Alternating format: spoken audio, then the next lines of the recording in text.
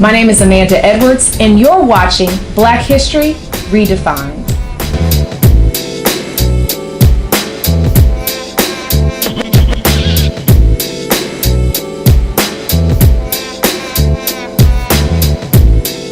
I think Black history is an opportunity for us to focus on the legacy of the work our ancestors have done in order to preserve our freedoms and open doors for us. It's also an opportunity for us to recommit ourselves to actually realizing the potential of our community. I think so often people celebrate history and they acknowledge triumphs of the past, but they don't allow that opportunity to refocus, recenter, and recommit to how we're going to continue to affect change to push the needle forward.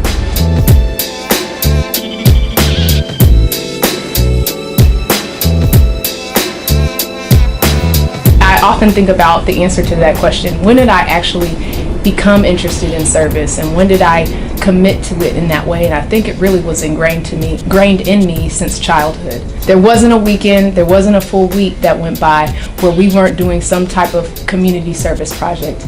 And it was so important in terms of my family, where we knew that it was our responsibility to give back. It was our responsibility to make sure that you were bringing the next person along. And so for me, understanding and appreciating that I'm not here just for my own benefit, I'm here to empower and really impact the community in a much more meaningful way.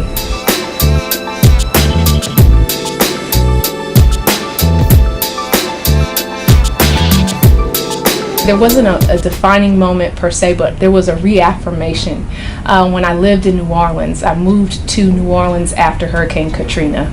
And of course, I watched it on TV like many people did. And for some reason, I felt compelled to actually move there. So I was actually in law school at that time. And so I finished school, I moved down to New Orleans. And I remember the feeling I had where I knew that my being there made a difference in the lives of the kids that I was working with. I had a program called Project Now, which was the New Orleans Writing Project. And so I was working with 7th graders, teaching them how they could use writing as a tool of empowerment of themselves, but beyond that, empowerment of their community.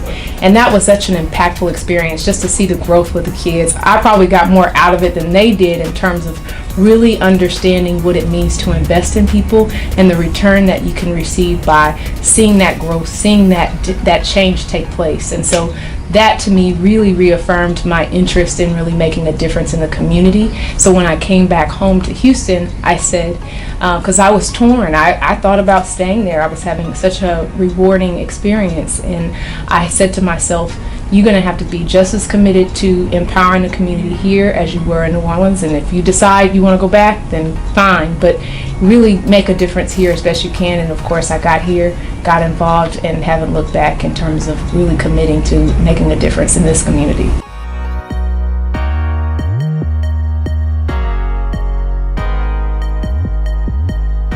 So the first, Barbara Jordan, the late Barbara Jordan, is someone who, many people hold in high regard because of the legacy that she left, the leadership, the impact, the great orator that she was. But beyond that, I think there is an internal fortitude that she also represents, a strength inside that for a lot of women, for a lot of men, all people, we have to think about how do we traverse this journey as leaders. And so I think there's something to be said about that struggle or battle she must have endured as being the first of many things in her lifetime, and not allowing those challenges to deter her or to lessen her impact on the community. And of course, the impact that she had on the community, of course, many of us benefit from today.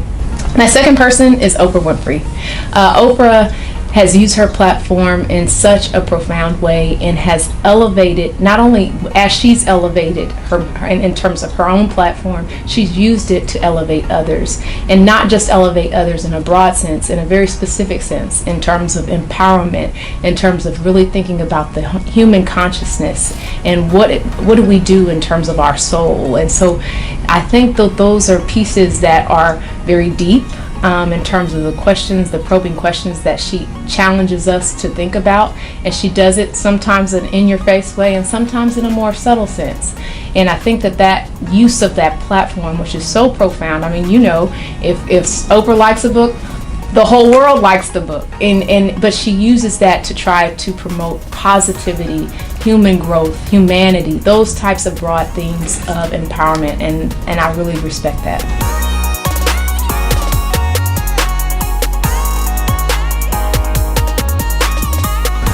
I tell her what I tell so many of our young people.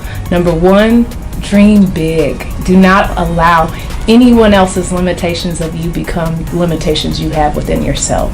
And so at that time, I was continuing to dream big, but exploring what that meant. What were the boundaries? So I would say dream big, be focused. There are going to be so many people, so many things to distract you along your journey. Just stay focused on that dream and work hard to achieve that dream and that goal. And so you don't get anything in this world without hard work and preparation. I believe that now. I believed that then, maybe not in the same way as now, of course. And so I just say stay focused, keep dreaming, and keep working. And the sky will be the limit, and you never know what type of impact you can have in this world.